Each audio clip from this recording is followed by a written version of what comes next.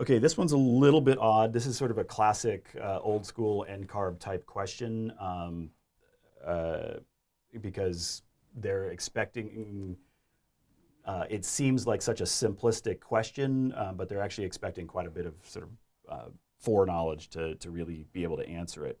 So the question is, if the intention is to be efficient with the steel and keep the overall depth of structure low, which steel framing layout would likely be best for a small three-story office building? So the first thing we can say is when we look at these four different options, two of them are clear spans. One, A, is a clear span for 120 feet. D is a clear span for 90 feet. Well, those are pretty serious clear spans.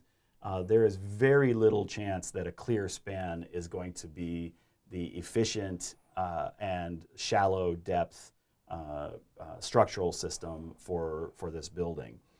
It's also just would be unlikely. Why would you do a clear span? Now, there are some famous classic examples of buildings, office buildings that have clear spans. The Inland Steel, for example, has a beautiful clear span, and it means you can stand in the middle of those spaces and look out the windows all the way around. There's no columns in the way, and it's awesome. But it's not typical. It's not the way you would normally do it, and it's certainly not an efficient way to do it. Those clear spans would be very, very deep. And it would also, for an office, probably be a little bouncy, but that's sort of beside the point. So our real choices here are between B and C, and they seem very, very similar. They're both 30 by 40 foot bay systems. And the 30 by 40 foot is very specific because the sort of sweet spot for steel is going to be right in that range. Sort of classic steel spans are, 30, 35 feet, 40, 45 feet, kind of right there. Maybe down to 25 might be still pretty efficient, possibly up to 45. You can span all sorts of distances in steel. You could span 10 feet in steel if you wanted. You could span 50 feet in steel. It's just that you're losing the sort of straightforward efficiency numbers once you get lower and higher than these. So that's why you'll see most of the time when you look at a steel framing plan, it's pretty typical that the numbers will be in that kind of 35, 40 kind of foot range because that just is where it economically makes the most sense. So now the difference we have between these is in the direction of the steel. So I'm going to do a quick little nomenclature thing here. With framing plans, it's always decking to joist to beam to girder to column. Now, you don't always have all of those. I mean, presumably you have decking, but you don't always have joists. Sometimes it's just decking from beam to beam. Sometimes you have joists and beams, but no girders. But that's the order that you would talk about them as. So a girder is going to hold up multiple beams. A beam is going to hold up multiple joists or straight to the decking. The joists are going to hold up the decking.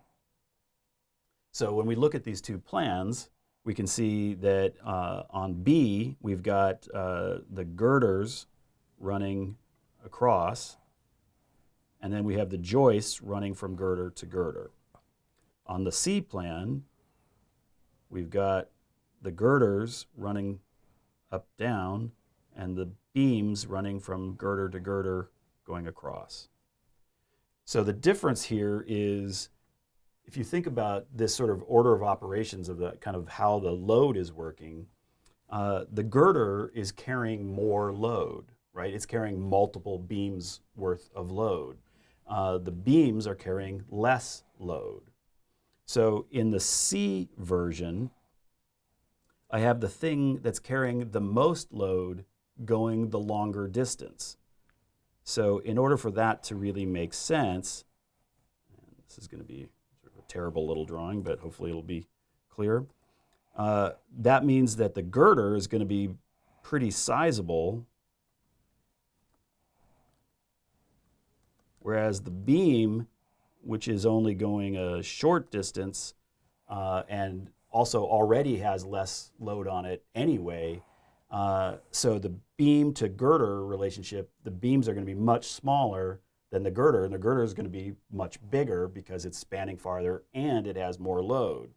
When we look at that same situation in the B scenario, where the girder, the one that's taking more load, is spanning a shorter distance, and the beam, which is taking less load, is spanning the longer distance, then you can usually get it to look something more like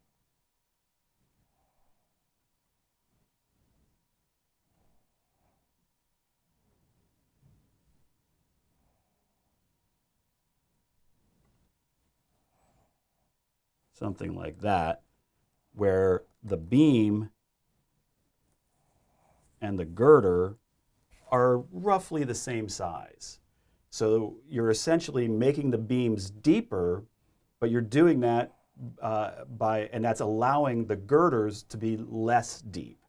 And so, from an overall standpoint, it's a little hard to tell with this angled line there, but the thought here is that the whole thing is actually less deep of a structure and more even across the board. So the classic answer to this is going to be B. That's sort of the famous way, is that the girders should go the shorter dimension and the beams go the longer dimension. Now, when you actually get into a real design with real information where you have other sources coming in here, you may have all sorts of things that would push you one way or another. It may be that having no columns is better, and so you're going to just deal with the deeper section. It may be that the way that the ductwork is going to go, it'd be better to go with C instead of B. It's all sorts of things that could impact these choices, but the only thing we know is this desire to have the overall depth of structure be lessened, and the way that you're going to do that is by having the elements that take the most load have the shorter spans. So that's why we're ending up with B. One quick comment on this is that there's a weird thing that happens with discussions about steel.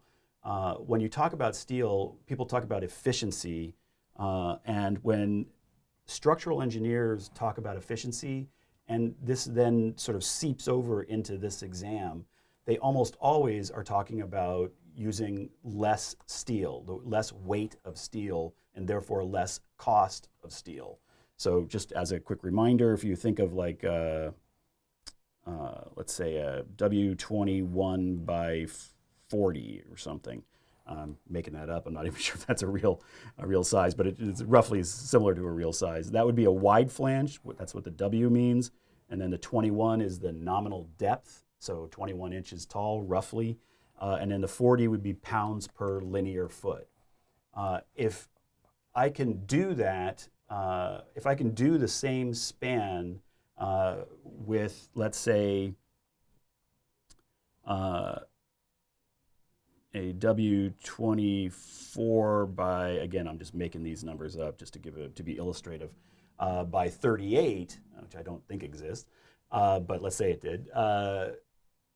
That 38 is less weight of steel per linear foot, but it's a taller member. It's a deeper member. So from a structural engineering standpoint, this would be the correct answer for how you make it more efficient. But interestingly, if you actually are thinking at it like an architect, it may well be that the overall cost efficiencies might actually be better with the more shallow structural member. If you realize that there's now on each floor a few more inches of brick and a few more inches of concrete and a few more inches of heated air from the HVAC system and a few more inches of glass mullions and whatever it happens to be, there's sort of a competing idea of efficiency. So I say this not to confuse everybody. I say this to just say, be a little careful about how you think about steel. When we talk about it on the exam and we talk to a structural engineer, they are almost always talking about weight, because weight equals dollars. From your standpoint, that's an important consideration, but so is height, and so is clearance, and a whole series of other issues.